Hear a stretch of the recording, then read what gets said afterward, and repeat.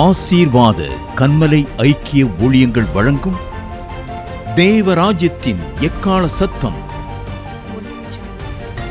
கர்த்தருடைய பரிசுத்த நாமத்திற்கு ஸ்தோத்திரம் உண்டாவதாக.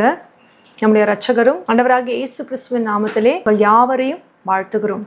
ஆசீர்வாத கன்மலை ஐக்கிய ஊழியங்கள் சார்பாக தேவ ராஜ்யத்தின் எக்கால சத்தம் என்ற தலைப்பின் கீழ் இந்த நாளிலே கர்த்தர் கடைசி நாட்களில் எழும்ப போகிற சந்ததியை பற்றியும் தேவ ராஜ்யத்தின் காரியங்களை பற்றியும் அவருடைய நீதியின் வெளிப்பாட்டை குறித்தும் கடைசி காலத்திலே வெளிப்பட போகிற அபிஷேகத்தை குறித்தும் எழும்ப போகிற தேவ ஜனத்தை குறித்தும் கர்த்தர் தந்த தரிசனத்தையும் வெளிப்பாட்டையும் உங்களோடு கூட பகிர்ந்து கொள்வதில் மிக்க மகிழ்ச்சி அடைகிறேன். இந்த நாளிலே கூட நாங்கள் பூந்தமல்லி பகுதியிலே வசிக்கிறோம். 2020 வருடத்திலே நாங்கள் சகோதரிகளாக இணைந்து செபிக்கும் பொழுது கர்த்தர் ஒரு வார்த்தை எங்களுக்கு கொடுத்தார். அவர் வார்த்தை மூலமாக பேசுகிற தேவன். நாங்கள் இணைந்து நாங்கள் செபிக்க தொடங்கும் பொழுது அவர் எங்களுக்கு ஒரு வார்த்தையை கொடுத்தார். அந்த வார்த்தை எரேமியா 11:3 அந்த வார்த்தையை நான் வாசிக்கிறேன். என் சத்தத்தை கேட்டு நான் உங்களுக்கு கற்பிக்கிறபடியே எல்லா காரியங்களையும் செய்யுங்கள், அப்பொழுது நீங்கள் என் ஜனமாயிருப்பீர்கள், நான் உங்கள் தேவனாயிருப்பேன். ஆமேன்.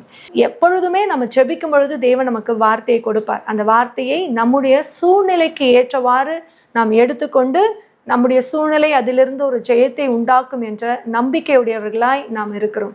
அதே போலதான் நாங்கள் ஜெபிக்கும் பொழுது கர்த்தர் இந்த வார்த்தையை கொடுக்கும் பொழுது கூட இந்த வார்த்தையை குறித்து நாங்கள் எப்படி யோசித்தோம் என்றால், என் ஜனம், அவர் நம்மை அவருடைய ஜனமாய் ஏற்றுக்கொள்ளுகிறார், அவர் எங்கள் தேவன் அப்படின்னு சொல்ற காரியத்துல தான் நாங்கள் ரொம்ப ஆழமாக யோசித்தோம்.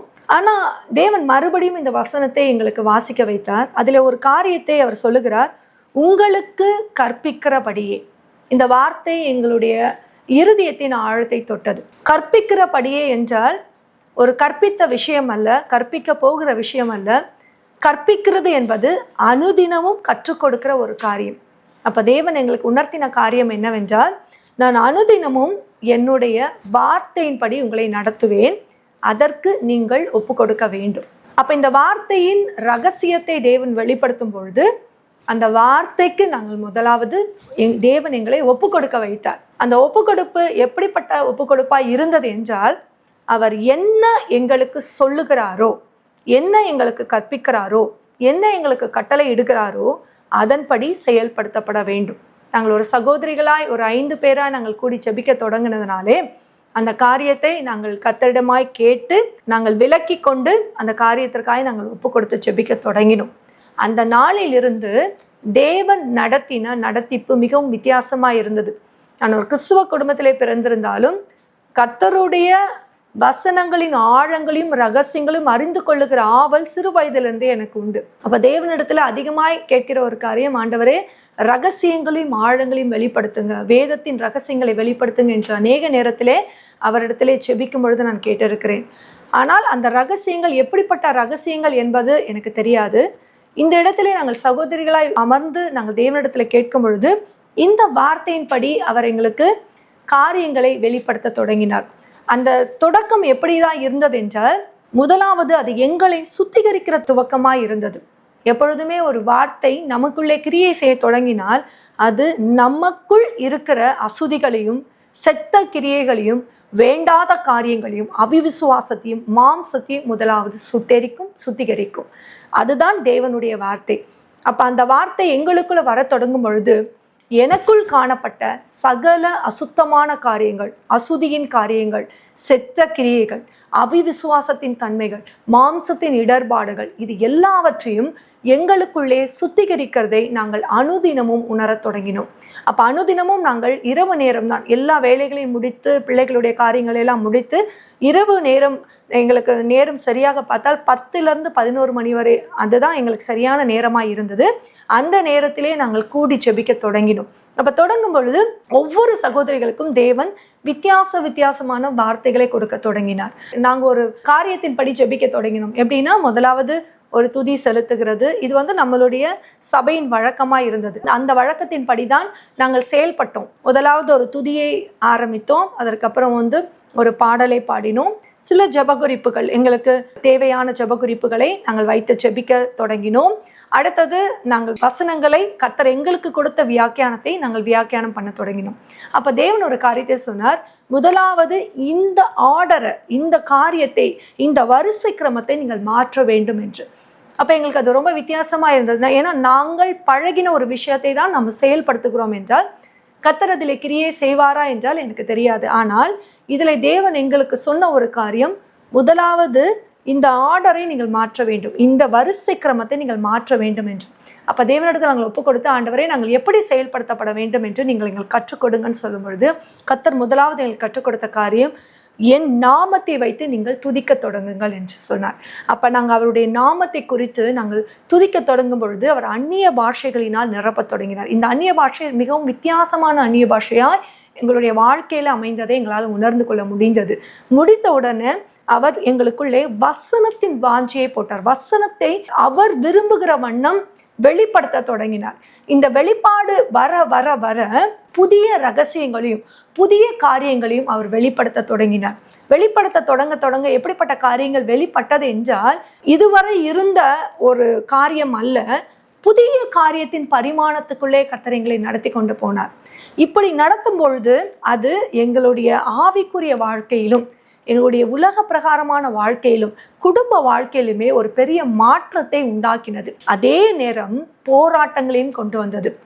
எப்படிப்பட்ட போராட்டங்கள் என்றால், நாங்கள் ஒரு கிறிஸ்துவ குடும்பமாக இருந்தாலும் அநேக நேரத்திலே இந்த ஜெபங்கள் செயல்படுத்தப்பட போது எங்கள் குடும்பங்களுக்குள்ளே இது ஒரு பெரிய போராட்டத்தையும் தொடர்ந்து செயல்படுத்தப்பட முடியாதபடியான தடைகளையும் சரீர பலவீனங்களையும் கொண்டு வர ஆரம்பித்தது. அப்போ தேவன்கிட்ட நாங்கள் விண்ணப்பிக்கும் பொழுது கர்த்தர் சொன்னது, என் ராஜ்யத்துக்குரிய காரியத்தை நான் உங்களுக்கு வெளிப்படுத்த தொடங்குகிறேன், ஆனால் அதற்கு முன்பாக நீங்கள் உலகத்தை ஜெயிக்கிற ஜெயத்தை உடையவர்களாய் மாற வேண்டும், உங்கள் மாம்சத்தை ஜெயிக்கிற ஜெயத்தை உடையவர்களாய் மாற வேண்டும், உங்கள் ஆவிக்குரிய வாழ்க்கையிலே நீங்கள் ஸ்திரப்பட்டவர்களாய் மாறும்பொழுதுதான் என் ரகசியம் உங்கள் இருதயங்களிலே தங்கும் என்று சொன்னார். அப்போ இந்த காரியம் எங்களுக்கு ஆரம்பத்திலே மிகவும் கடினமாய் போல தோன்றினது. ஆனால் தேவன் ஒரே ஒரு காரியத்தை மாத்திரம் இந்த வார்த்தையின் மூலம் வைத்தது என்னன்னா, அவர் எங்களை பலப்படுத்தி கொண்டே வந்தார்.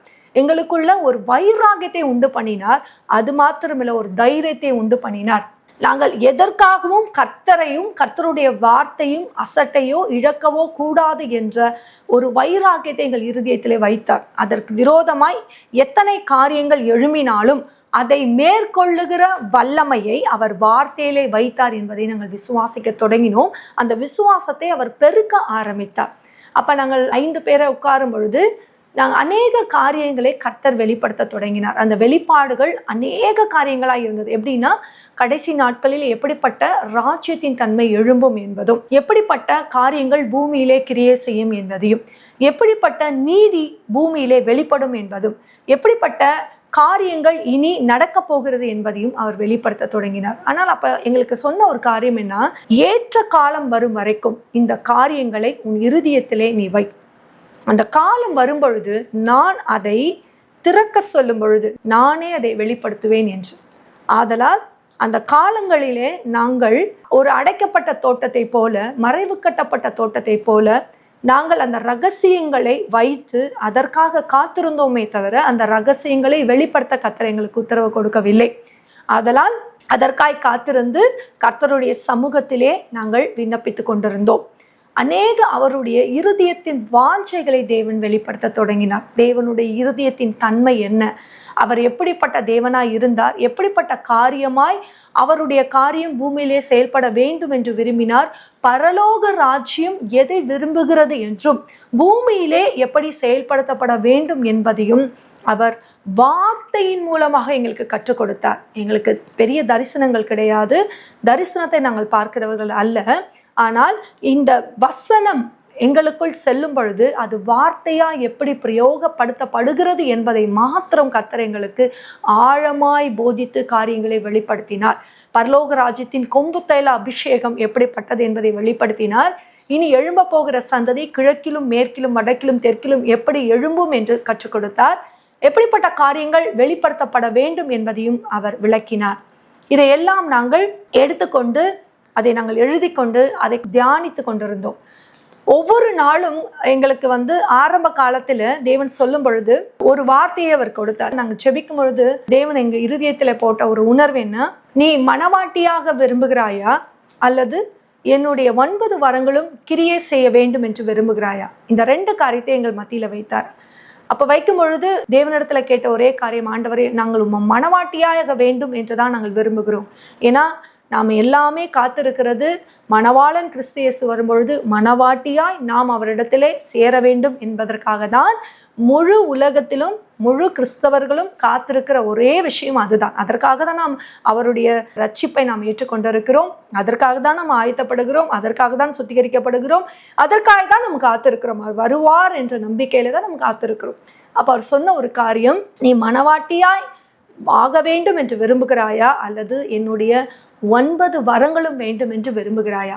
எது உங்களுக்கு வேண்டும் என்று கேட்டார். அப்ப இந்த 2 காரியத்தையும் எங்கள் மத்தியில வைக்கும் பொழுது நாங்கள் முதலாவது எடுத்த ஒரு காரியம், ஆண்டவரே, நாங்கள் உம்முடைய மணவாட்டியாய் ஆக வேண்டும், நீர் விரும்புகிற மணவாட்டியா நாங்கள் மாற வேண்டும் ஆண்டவரே, இதுதான் எங்களுடைய வாஞ்சை என்று நாங்கள் அவர் சமூகத்தில் ஒப்பு கொடுத்தோம். அன்றைய தினத்துல அவர் சொன்னார், நீ சொன்னபடி நான் உன்னை மணவாட்டியாய் தெரிந்து கொண்டேன் என்று சொன்னார்.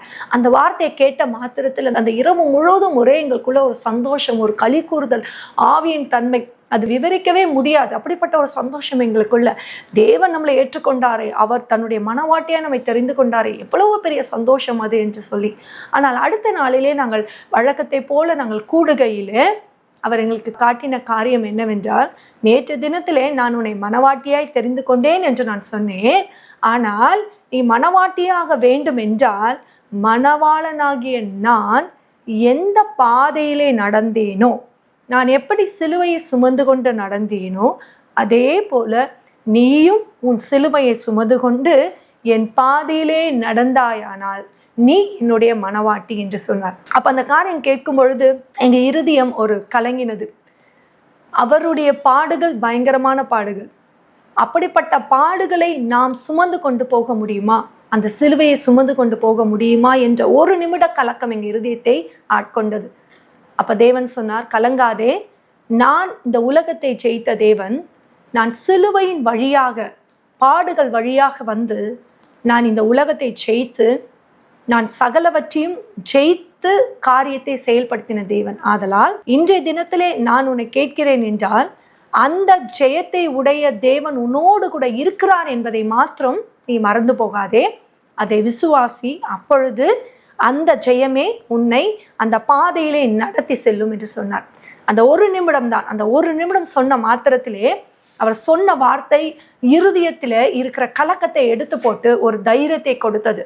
அப்ப சொன்ன, ஆண்டவரே, நாங்கள் காரியங்களை முழுவதுமாய் உம்முடைய சமூகத்தில் அர்ப்பணித்து நாங்கள் மனப்பூர்வமாக எப்போ கொடுக்கிறோம் ஆண்டவரே என்று சொன்ன மாத்திரத்திலே எங்களுக்குள்ளே ஒரு ஆவிக்குரிய வைராகியமும் ஆவிக்குரிய தைரியமும் உண்டானதை எங்களால் உணர முடிந்தது. ஏனென்றால் அதற்கு பின் வந்த பாடுகள், அதற்கு பின் வந்த உபத்திரவங்கள் எப்படிப்பட்ட உபத்திரவங்கள் என்றால், இந்த காரியத்திலே நாங்கள் கொஞ்சம் கூட நிலை நிற்க முடியாதபடி வந்த உபத்திரவங்கள்.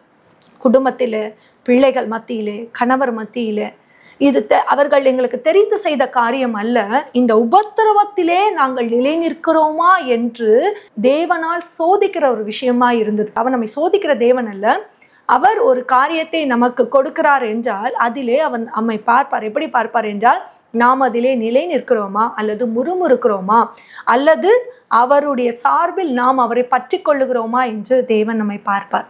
அந்த இடத்திலே, ஆண்டவரே, இந்த உபத்திரவத்துக்காக உமக்கு கோடான கோடி சோத்திரம், இந்த பாடுகளுக்காக உமக்கு நன்றி என்று ஒரு வார்த்தை மாத்திரம் உங்கள் வாயிலிருந்து புறப்பட்டால் அடுத்த கணமே உங்களுக்கு அந்த பாடுகளில் இருந்தும் அந்த உபத்திரவத்தில் இருந்தும் ஒரு பூரண விடுதலையும், நீங்கள் அந்த பாடுகளில் இருந்து கடந்து போகிற ஒரு வழியும் கர்த்தர் உங்களுக்கு நேராய் திறக்கிறார் என்பதை எங்களுக்கு தேவன் கொடுத்த அனுபவத்திலிருந்து நாங்கள் கற்றுக்கொண்டோம்.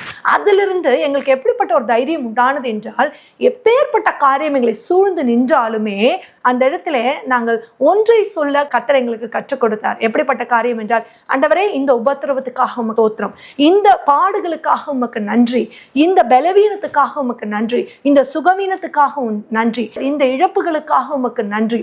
ஏனென்றால் இதிலே நீர் உம்முடைய நாமத்தை மகிமைப்படுத்தவும் எங்களுக்கு எங்களுக்கு நீர் புதிய காரியத்தை வாசலை திறக்கும் நீர் வைத்திருக்கிற வழிகளுக்காக நன்றி என்று சொல்ல தொடங்கும் பொழுது அந்த காரியம் மாறி அடுத்த வாசலுக்குள்ளே பிரவேசிக்கிற ஒரு உன்னதமான அனுபவத்துக்குள்ளே கர்த்தர் நடத்தி செல்கிற வழிகளிலே நாங்கள் எங்களை அறிந்து கொண்டோம். இந்த நாளிலே கூட தேவ பிள்ளைகளாக உங்களுக்கு நான் சொல்லிக் கொள்ளுகிற ஒரு காரியம் என்னவென்றால், நம்முடைய வாழ்க்கையிலே நிறைய காரியங்களை பார்த்தீங்கன்னா உலக பிரகாரமான சோர்வுகள், உலக பிரகாரமான தேவைகள், அதாவது நம்முடைய சரீர சுகவீனங்கள், இதற்காக தான் நம்ம அநேக நேரத்திலே தேவனிடத்திலே நாம் செபிக்கிறோம். ஆண்டவரே, இந்த தேவைகளை சந்திங்க, இந்த சூழ்நிலைகளை மாற்றி போடுங்க. நாங்களும் ஒரு காலத்திலே அப்படிப்பட்ட ஜெபத்தை உடையவர்களாய் தான் இருந்தோம். ஆனால் எப்பொழுது தேவன் தன்னுடைய காரியத்தை வெளிப்படுத்த தொடங்கினாரோ அதற்கப்புறம் பார்த்தீங்கன்னா நாங்கள் அதிகமாய் அந்த தேவைகளுக்காக செபிக்கிற காரியத்தை நாங்கள் நிறுத்திவிட்டோம். ஏனென்றால்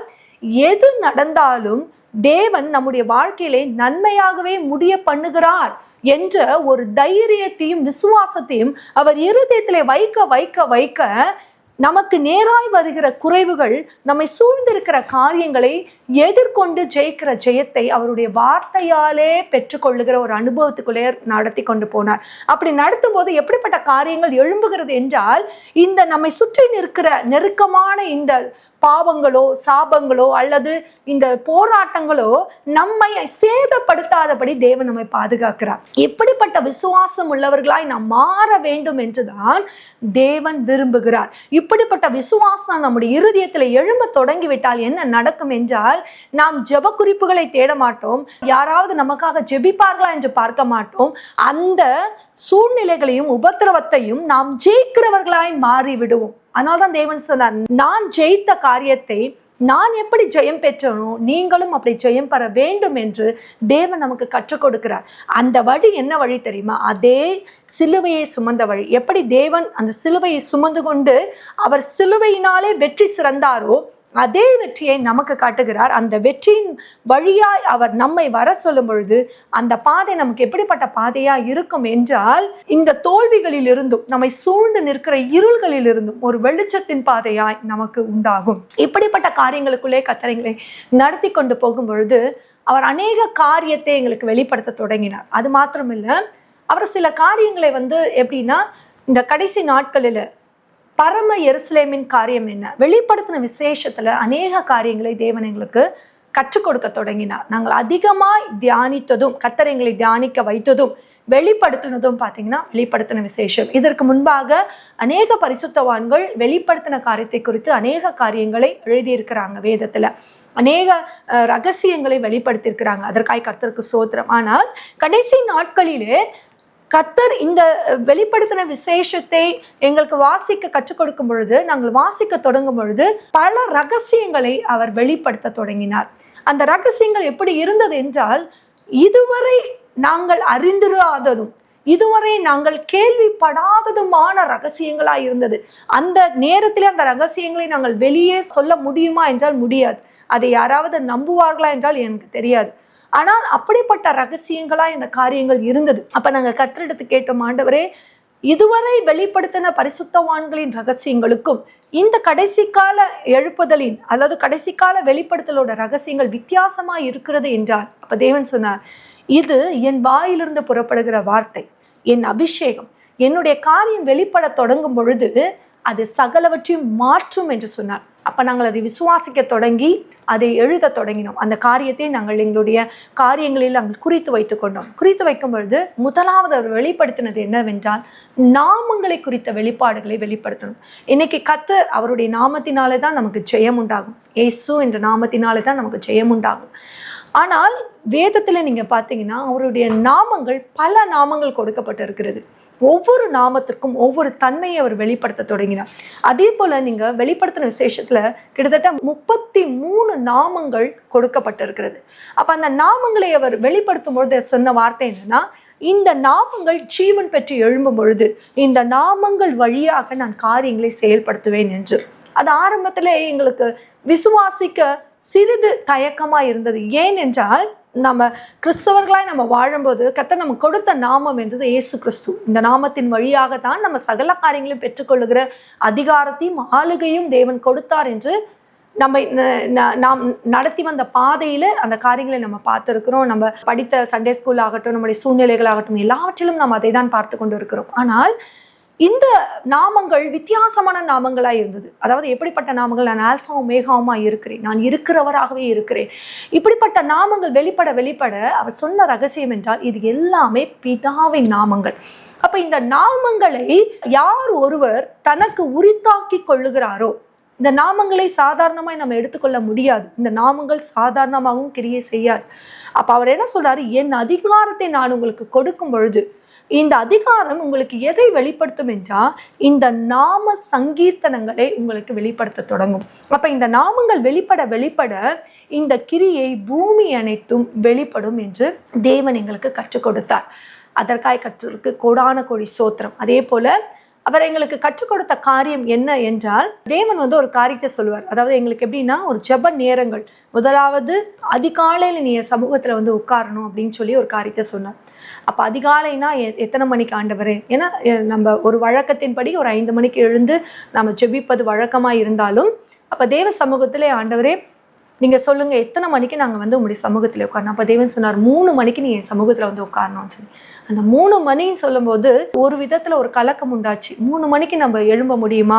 ஏன்னா 3 மணிக்கு எழும்புனா அதோடு முடிய போகிறது இல்லை. தொடர்ந்து வரிசை கிரமமாக நமக்கு வேலைகள் இருக்கும், பிள்ளைகளோட ஆயத்தங்கள் இருக்கும், கணவருடைய ஆயத்தங்கள் இருக்கும், வேலைகள் எல்லாமே இருக்குமே. அது நம்மளால முடியுமான்னு சொல்லி ஒரு நிமிடம் யோசிக்கும் போது கர்த்தர் சொன்னார், உனக்கு இருக்கும் பலன் அல்ல, உன்னை அழைத்தவர் நான். ஆதலால் நான் உன்னை அழைத்தபடியினால நீ கலங்காம எழுந்துரு, நான் அந்த பலனை நான் உனக்கு தருவேன் என்று சொன்னார். அதே போல் பார்த்தீங்கன்னா கரெக்டாக 2:50 நாங்கள் அலாரம் வச்சு தான் படுத்தோம். ஆனால் 2:50 தேவன் எழுப்பி எப்படி சொல்லுதுன்னா, அந்த ஆயத்தம் எப்படி இருந்தது என்று சொன்னால், சிறிது தயக்கமோ அல்லது ஒரு எப்படி சொல்லுதுன்னா சரீரத்தில் சோர்வோ இல்லாதபடி ஒரு புதிய பலனாய் இருந்தது. அப்போ 3 மணிக்கு போய் தேவ சமூகத்தில் உட்கார தொடங்கும் பொழுது அவர் முதலாவது கொடுத்த வார்த்தை ஏசாயா 60ஆம் அதிகாரம் தான். எழும்பி பிரகாசி, உன் ஒளி வந்தது, கர்த்தருடைய மகிமை உன் மேல் உதித்தது. இந்த வார்த்தையை தான் அவர் கொடுத்து அந்த அதிகாரம் முழுவதும் வாசிக்க வைத்தார். அன்று வாசித்த அந்த அதிகாரத்துல ஒரு புதிய வெளிப்பாட்டை கர்த்தர் கொடுத்தார். அவருடைய ஒளி வரும் பொழுதுதான் அவருடைய மகிமை பிரகாசிக்க தொடங்கும். அப்ப அந்த ஒளியாகிய கிறிஸ்து இயேசு நம்மில் பிரகாசிக்க தொடங்கும் பொழுதுதான் அந்த மகிமை, அவருடைய மகிமை எழும்பி கிரியை செய்யும் என்பதை அவர் தெளிவாய் அந்த வசனத்திலே அவர் வெளிப்படுத்தினார்.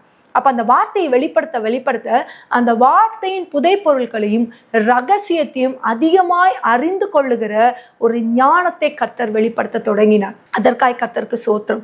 இப்படி அவர் நிறைய காரியங்களை வர காலங்களிலே அந்த காரியங்களை குறித்து எப்படியெல்லாம் தேவன் நமக்கு வெளிப்படுத்தினார், எப்படியெல்லாம் காரியங்களை நமக்கு கற்றுக் கொடுத்தார் என்பதை நாம் அறிந்து கொள்ள தொடங்கும் பொழுது அது நம்முடைய விசுவாச வாழ்க்கையை இன்னும் பலப்படுத்தும். ஏனென்றால் நாம் இருக்கிறவர்களாகவே இருக்கிறதற்கு தேவன் நம்மை அழைக்கவில்லை.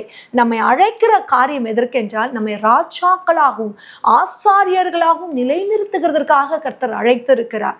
அப்போ நாம் தேவனுடைய ராஜ்யத்தின் பிரதிநிதிகளாய் நிற்க வேண்டும் என்றால் ராஜாவின் அதிகாரத்தை பெற்றவர்களாய் நாம் மாறுகிறது மிக மிக அவசியம். இந்த கடைசி நாட்களிலே அவர் ராஜாதி ராஜாகவும் கர்த்தாதி கர்த்தாகவும் எழும்பி கிரியை செய்கிற நாட்களுக்குள் வந்தபடினால் அவர் தன்னுடைய ஜனங்கள் எப்படி இருக்க வேண்டும் என்று விரும்புகிறார் என்றால், அவர்கள் கர்த்தருடைய வசனத்தை முழுவதுமாக கிரகித்து அதை வார்த்தையாய் வெளிப்படுத்துகிற ஜனங்களாய் மாற வேண்டும் என்று அவர் விரும்புகிறார்.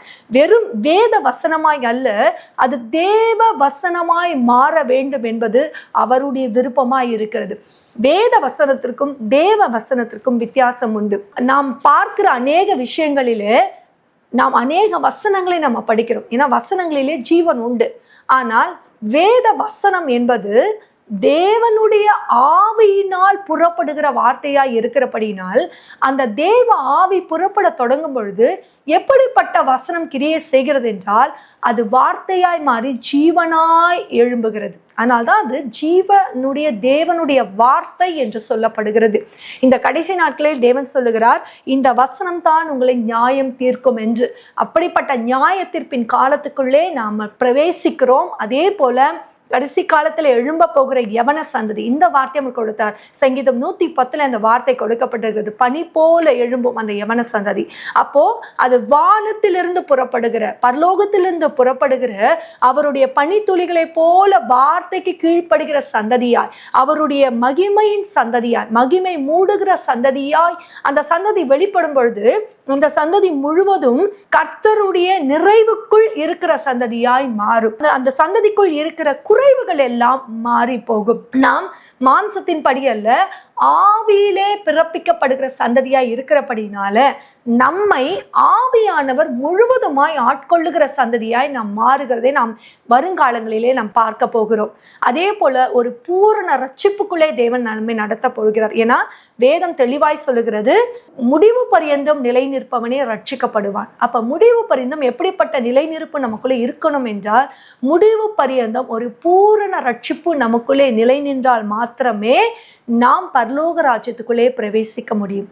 அப்ப அந்த ரட்சிப்பு எப்படிப்பட்ட ரட்சிப்பு என்று வரும் காலங்களிலே கர்த்தர் வெளிப்படுத்தின ரகசியத்தை நாம் பகிர்ந்து கொள்வோம். கர்த்தருடைய நாமம் மாத்திரமே மகிமைப்படுவதாக நாம் எழும்பி கர்த்தருடைய ராஜ்யத்தை கட்டுகிறவர்களாய், கர்த்தருடைய ராஜ்யத்துக்குள் இணைந்து செயல்படுகிறவர்களாய் கடைசி காலத்திலே மாறக்கட்டதாக இந்த விசுவாச வார்த்தைகள் உங்கள் இருதயங்களை பலப்படுத்த கடவது. ஆமேன். நாம் அப்படியே தலைகளை தாழ்த்தி நம்மை ஒப்பு கொடுப்போம். பரிசுத்தமும் இரக்கமும் உள்ள எங்கள் தேவாதி தேவனே, ராஜாதி ராஜனே, இந்த வேலைக்காக நன்றியோடு நாங்கள் துதிக்கிறோம் அப்பா.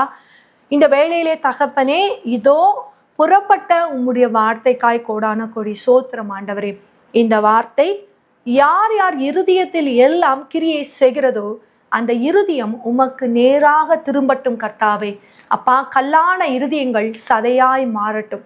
நீர் ஒரு புது ஆவியை இருதயத்திலே ஊற்றி அந்த இருதயத்தை உமக்கு நேராய் திருப்பி அந்த இருதயத்துக்குள் உம்முடைய வார்த்தையை எழுதுவீராக கர்த்தாவே. அப்பா, இந்த வார்த்தையை பிரஸ்தாபப்படுத்துகிற, மகிமையை பிரஸ்தாபப்படுத்துகிற சந்ததியாய் இனி வரும் சந்ததி எழும்பத்தக்கதாக நாங்கள் உலகத்தில் இருந்து வேறு பிரிக்கப்பட்ட ஜனங்களாய் தேவன் எங்களை மாற்றுவீராக. நீர் பரிசுத்தர் ஆகையால் உம்முடைய ஜனங்களை நீர் பரிசுத்தப்படுத்துவீராக. நீர் நீதிபரர் ஆதலால் உம்முடைய ஜனங்கள் நீதிமான்களாய் நிலைநிறுத்தப்படுவார்களாக கர்த்தாவே.